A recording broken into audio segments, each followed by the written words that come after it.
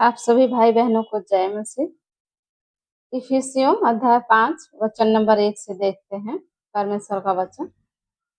इसलिए प्रिय बालकों के समान परमेश्वर का अनुकरण करो और प्रेम में चलो, जैसे मसीह ने भी तुमसे प्रेम किया और हमारे लिए अपने आप को सुखदायक सुगंध के लिए परमेश्वर के आगे भेंट करके बलिदान किया। जैसा पवित्र लोगों के योग्य है, वैसा तुम में वह विचार और किसी प्रकार के अशुद्ध काम या लोभ की चर्चा तक न हो, और न निर्लज्जता, न मूढ़ता की बातचीत की, न ठट्ठे की, क्योंकि ये बातें शोभा नहीं देती, वरन धन्यवाद ही सुना जाए।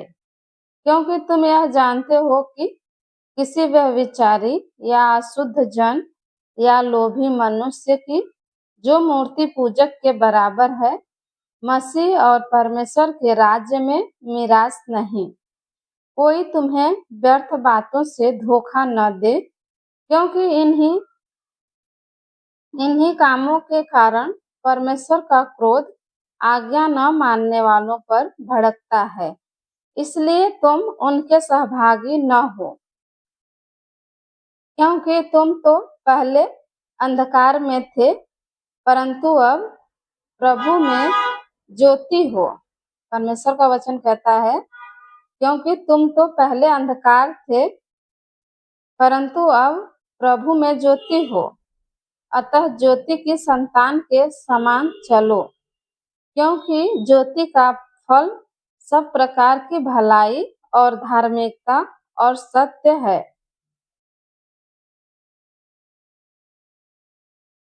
और यह परखो कि प्रभु को क्या भाता है। अंधकार के निष्फल कामों में सहभागी न हो, वरन उन पर उलाहना दो, क्योंकि उनके गुप्त कामों की चर्चा भी लज्जा की बात है। पर जितने कामों पर उलाहना दिया जाता है, वे सब ज्योति से प्रकट होते हैं, क्योंकि जो सब कुछ को प्रकट करता है वह ज्योति है। इस कारण वह कहता है,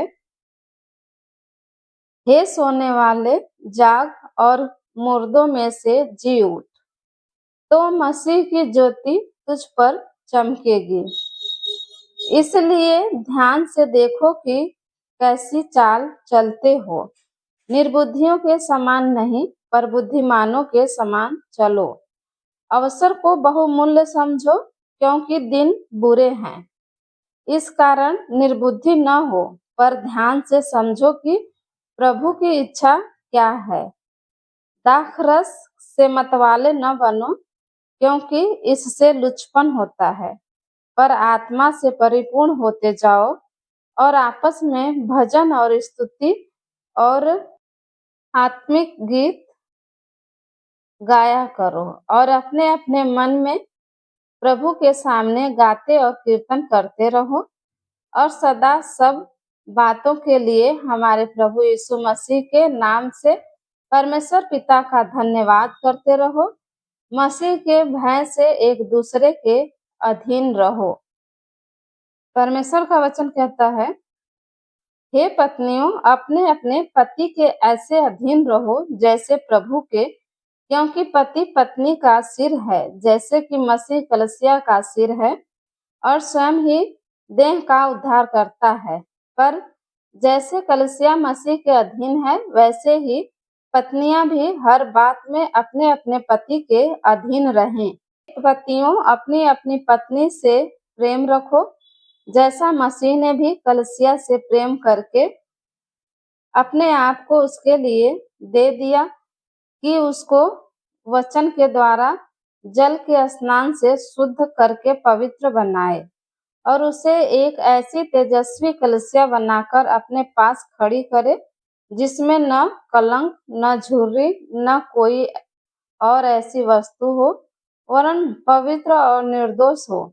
इसी प्रकार उचित है कि पति अपनी अपनी पत्नी से अपनी देह के समान प्रेम रखे। जो अपनी पत्नी से प्रेम रखता है वह अपने आप से प्रेम रखता है, क्योंकि किसी ने कभी अपने शरीर से बैर नहीं रखा, वरन उसका पालन पोषण करता है, जैसा मसीह भी कलीसिया के साथ करता है, इसलिए कि हम उसकी देह के अंग हैं। इस कारण मनुष्य अपने माता पिता को छोड़कर अपनी पत्नी से मिला रहेगा और वे दोनों एक तन होंगे। यह भेद तो बड़ा है, पर मैं यहाँ मसीह और कलीसिया के विषय में कहता हूँ। पर तुम में से हर एक अपनी पत्नी से अपने समान प्रेम रखे और पत्नी भी अपने पति का भय माने। आमीन।